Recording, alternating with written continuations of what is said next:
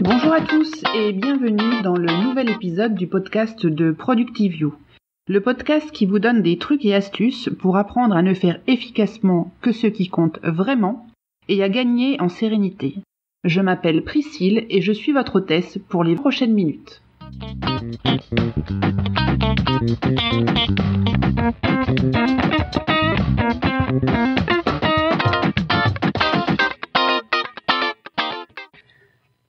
Waouh, quelle semaine les amis encore. En tout cas, je suis ravie de vous retrouver pour ce nouvel épisode du podcast de Productivio. J'espère que vous allez tous très bien. Eh bien écoutez, moi ça va, une semaine un petit peu animée, avec quelques petits soucis de cou. Il faut être très blonde, mais quand on est blonde, on arrive à se faire le coup du lapin tout seul dans sa voiture, simplement en éternuant et en lâchant en même temps l'embrayage. Voilà, donc j'ai une jolie minerve. En plus, je suis toujours avec mes allergies, donc je vous parle toujours du nez. Je suis vraiment navrée. Néanmoins, je suis avec vous cette semaine. On va commencer par la fin, si je puis dire plutôt. Je vous ai remercié une personne qui me suit sur Twitter et sur Facebook, dont le pseudo est Gelixir, qui me prodigue ses encouragements constants et qui en plus a de très bonnes lectures, parce que très régulièrement il poste sur Twitter et sur Facebook des articles très sympas. Donc un grand merci à toi Gelixir. Je voulais féliciter Matt, alias prof du web, qui vient d'être papa pour la seconde fois. Donc son petit dernier est arrivé la semaine dernière. Donc félicitations Matt, plein de repos à la maman et puis bienvenue au petit dernier. Et enfin, je voulais faire un grand merci à Laura McClellan, qui est une animatrice américaine d'un podcast qui s'appelle The Productive Woman. Laura, c'est une vraie référence pour moi. Je l'ai découvert il y a quelques mois maintenant quand je faisais des recherches avant de lancer ce podcast, voir un petit peu la concurrence. Ça a été vraiment le coup de foudre dès que je l'ai écouté pour la première fois, parce qu'on a vraiment beaucoup de points communs, notamment de notre approche de l'efficacité personnelle. J'apprécie beaucoup ses conseils pratiques. Elle parle avec son cœur, ça s'entend et c'est absolument formidable à écouter. Elle a eu la gentillesse de m'inviter dans son podcast et nous avons enregistré donc dimanche dernier via Skype. Ça a été mis en ligne cette semaine, mercredi. Donc si vous souhaitez m'entendre avec mon délicieux accent anglais, et alors avec mon anglais non moins délicieux, vous allez rire je pense, rendez-vous sur son blog The Productive Woman. Et puis vous aurez donc cette chance inouïe, collector, de m'entendre sur les ondes en anglais. Donc encore une fois un grand merci à Laura McClellan. Et avec un peu d'avance, je souhaite un très très bel anniversaire à son podcast, The Productive Woman, qui fêtera ses 1 an le 1er juillet. Voilà pour cette petite introduction. Alors de quoi allons-nous parler cette semaine ? On va commencer par parler d'Evernote. Une fois n'est pas coutume, n'est-ce pas ? Et on va apprendre à faire des listes, un petit inventaire personnel avec Evernote. Et ensuite, on va parler des objectifs. Alors, j'arrête pas d'en parler des objectifs, notamment sur mon blog. Mais là, comme c'est la fin du premier semestre, ça s'y prête bien. Donc, on va parler de la revue semestrielle, mais pas que. On va parler des objectifs personnels et professionnels. Donc, on attaque tout de suite avec Evernote. Et donc, le but de ma petite séance d'aujourd'hui, c'est de vous expliquer comment faire un inventaire de ses biens avec Evernote. Donc, dans quel but on peut avoir besoin de faire un inventaire de ses biens ? Tout d'abord, ça vous permettra d'avoir à portée de clic, si je puis dire, la liste des objets de votre quotidien, notamment tout ce qui est électroménager, hi-fi, vidéo, informatique, téléphonie. Toutes ces choses qui généralement ont des garanties, toutes ces choses qui peuvent aussi être volées.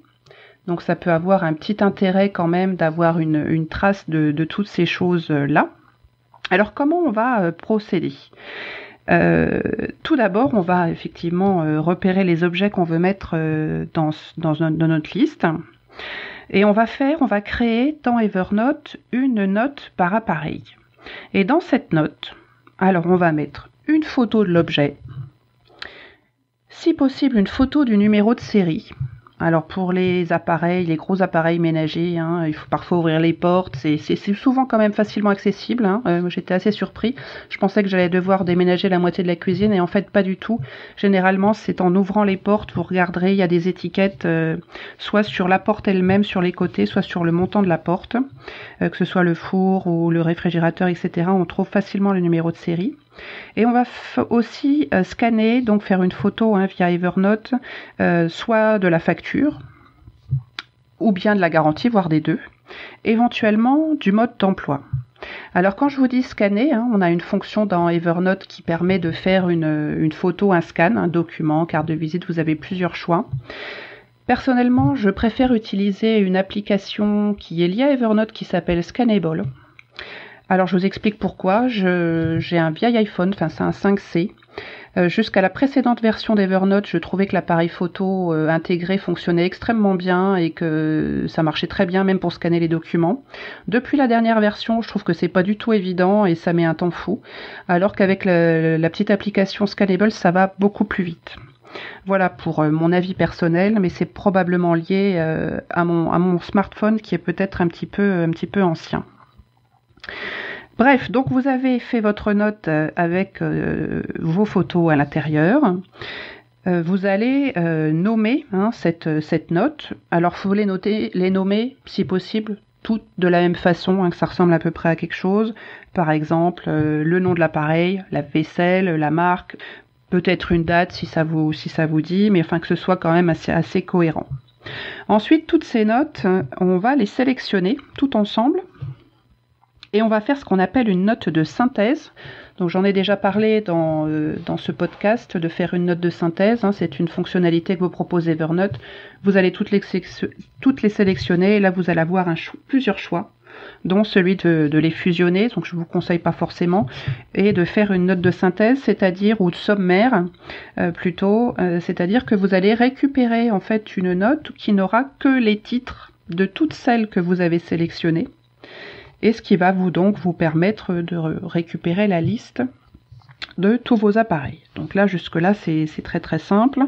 Et puis, donc ensuite, vous allez pouvoir taguer cette note de sommaire, garantie, assurance, comme vous avez envie. Une autre technique aussi, donc vous avez toujours vos petites notes individuelles par appareil. Vous pouvez créer une nouvelle note dans laquelle vous allez intégrer un tableau. Donc le mien, il a 4 colonnes. Après, vous en mettez autant que vous voulez. Dans la première colonne, je mets le nom de l'appareil. Dans la seconde colonne, je mets le lien vers la note. Donc, on se met sur le titre de la note en question. On clique droit, copier le lien, et puis on l'insère ensuite dans le tableau. La date d'achat de l'appareil. Et éventuellement, je mets aussi la date de fin de garantie. Donc là, c'est plus dans un but au cas où ça tombe en panne ou autre. Ça me donne tout de suite une idée de me dire si je suis encore dans la période de garantie ou pas. Donc voilà, donc ça c'est l'autre façon de faire. Et puis effectivement, je rajoute autant de lignes qu'il y a d'appareils dans mon tableau. Je vais le taguer exactement de la même façon que la note précédente, en mettant garantie ou assurance ou appareil ou etc. Et je vais pouvoir ainsi la retrouver très facilement. Alors personnellement, j'espère ne pas avoir trop à m'en servir de cette note. On n'est pas jamais personne n'est pressé ou de se faire cambrioler ou de subir un dégât chez soi qui nécessite qu'on doive fournir tout un tas de papiers de ce type à son assureur par exemple. Mais bon, au cas où, comme dirait l'autre, je suis parée, donc à vous de jouer. Voilà pour cette petite information sur ma petite application préférée, Evernote. Sujet suivant, le bilan. Alors on est fin juin, 6 mois de notre belle année 2015 se sont écoulés. Dans beaucoup d'entreprises, c'est la période où on fait la revue des objectifs de mi-année. En général, dans une entreprise, on va fixer aux collaborateurs des objectifs vers janvier, et puis à mi-année, dans toute entreprise à peu près managée correctement, on est censé faire un petit bilan à mi-parcours, à minima. Il y en a qui le font plus souvent, et puis d'autres pas du tout. Mais en principe, on est censé quand même faire un petit bilan à mi-parcours. Et donc ça, on le fait régulièrement, hein, pour ceux qui sont dans une entreprise où on fixe des objectifs, c'est assez naturel. Mais qu'en est-il de vos objectifs personnels? À vous, ceux que vous vous êtes fixés au 1er janvier dans la colonne Bonne résolution par exemple. Vous en êtes où ces objectifs? Vous les revoyez de temps en temps?